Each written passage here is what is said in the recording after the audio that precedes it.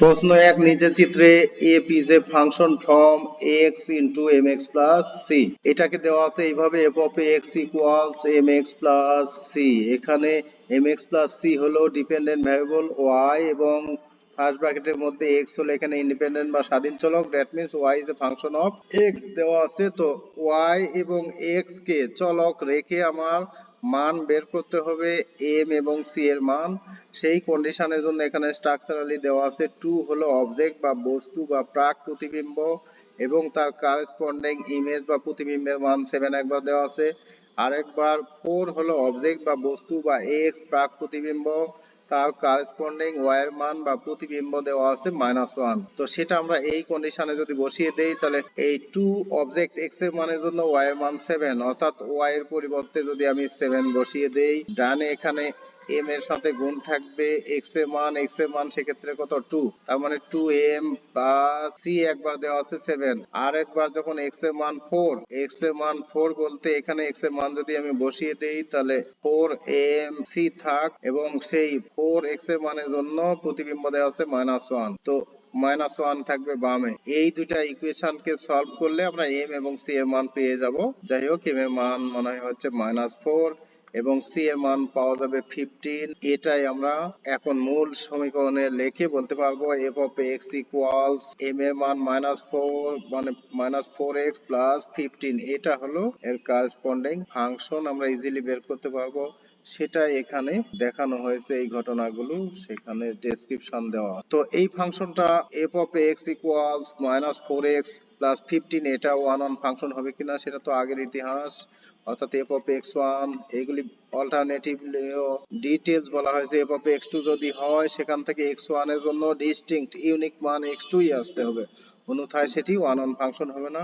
তো সেক্ষেত্রে x1 x2 এর পরিবর্তে a b ধরার পর যেটা কন্ডিশন অ্যারাইজ করছে সেটা হলো a এবং b যদি হয় ডিস্টিংক্ট তাহলে সেটি one on function. One on function হতো না কখন, যদি এটার স্বাধীন চলকের ঘাত 2 4 অথবা 6 জোড় সংখ্যক থাকলে, আমরা আগে এটা দেখাচ্ছি, অর্থাৎ সেক্ষেত্রে y মানে হতো f of x1, এটা ওয়ান অন হবে না, সেটাই দেখানো হচ্ছে। তাহলে x1 square equals x2 square, এখান থেকে x1 equals plus minus x2 আসে বলে এই ধরনের ফাংশন গুলো ওয়ান অন হয় না, অন্যথায় এটি ওয়ান অন ফাংশন হবে যদি ডিস্টিংক্ট ইউনিক, অর্থাৎ একটি মানের জন্য একটি ভিন্ন ভিন্ন মানই যদি আসে তাহলে এটি হবে ওয়ান অন ফাংশন।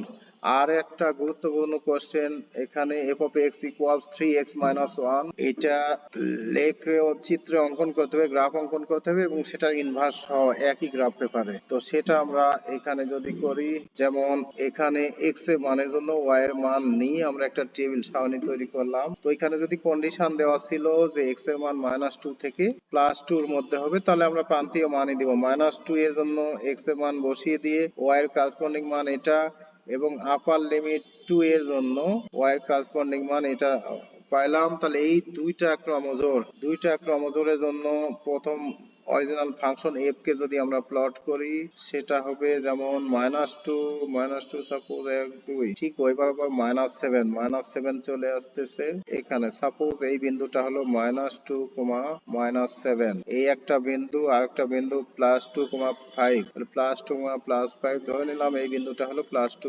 +5। যেহেতু এখন ডোমেন ফিক্সড করে দিয়েছে আমরা বাড়িয়ে দিব না, এই বিন্দু পর্যন্তই টেনে দিয়ে বলবো এটাই হলো original function f of x, বা শুধু সংক্ষেপে বললাম f। আর এর ইনভার্স কি হবে, এই ক্রমজোড়গুলোতে যা ছিল সেটাই শুধু ভুজ কোটি ভুজ করে দেই। তাহলে -7 ছিল এখানে কোটি, সেটাই ভুজে দিলাম এবং ভুজ ছিল -2, সেটা এখানে দিলাম। এভাবে এটাও তাই এই ক্রমজোড়টা উল্টায় নেওয়ার পর যা থাকবে এটাই তার ইনভার্স ফাংশন হবে। তাহলে -7, -2 তে যদি আমরা যাই, -7 সাপোজ এখানে, ঠিক ওইভাবে -2 এখানে হয়তো ধরে নিলাম যে -7, -2 এর জন্য এই বিন্দু, আর +5, +2 এর জন্য ধরে নিলাম এই বিন্দু। আচ্ছা যাই হোক, আমি শুধু স্কেচ করতেছি, এটা তখন হবে তার ইনভার্স ফাংশন, মূল ফাংশন যে f ছিল তার ইনভার্স। এভাবে সহজেই আমরা টেবিল থেকে অর্ডার পেয়ার ক্রমজোড়গুলোকে, ডোমেনকে রেঞ্জকে ডোমেন বা ভুজ কোটির মানটা ইন্টারচেঞ্জ করে সহজে আমরা ইনভার্স ফাংশন এখানে প্লট করতে পারি।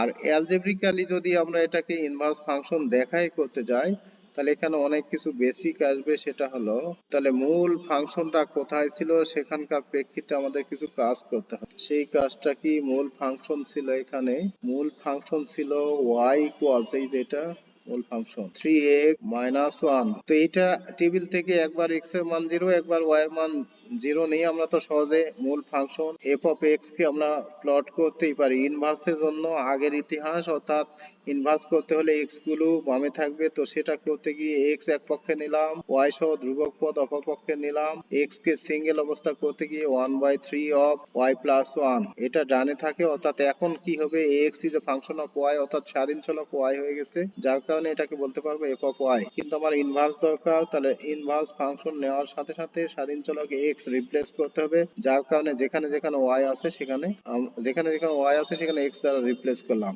অর্থাৎ মূল ফাংশন যেটা ছিল তার ইনভার্স ফাংশন হিসেবে আমি এটা পাইছি। এখন এই ইনভার্স ফাংশনের যে এক্সপ্রেশন আছে, এখানে টেবিল করার সময় আমাদেরকে র্যান্ডমলি কোনো মান দিতে পারবো না, তার কারণ ইনভার্স ফাংশন হয় দুইটা বৈশিষ্ট্যের প্রেক্ষিতে, 1 1 1 2 হলেই ইনভার্স হয়। তো এই ইনভার্সের জন্য আমরা টেবিল করতে গিয়ে এক্স এর মান কোনগুলি দিব সেটা ফিক্সড, সেটা কি মূল ফাংশনের এই ডোমেন হিসেবে দেওয়া ছিল -2 থেকে +2 পর্যন্ত, অর্থাৎ মূল ফাংশনের ডোমেন ইনভার্স ফাংশনের রেঞ্জের সমান, আবার মূল ফাংশনের রেঞ্জ হবে ইনভার্স ফাংশনের ডোমেনের সমান। তো যেহেতু এখন আমরা ইনভার্স ফাংশনের এক্স এর মান দিয়ে আমরা ওয়াই এর মান পেতে চাচ্ছি, তাহলে মূল ফাংশনের রেঞ্জ যা ছিল সেই মানগুলো দিতে হবে। তো ইনভার্স ফাংশনের রেঞ্জ আমরা পেয়েছি, যেখানে ইনভার্স ফাংশনের রেঞ্জ পেয়েছি, অর্থাৎ মূল ফাংশনের রেঞ্জ হিসেবে আমরা পেয়েছি -7 থেকে 5 পর্যন্ত যাবে, তাহলে -7 একবার দিব এবং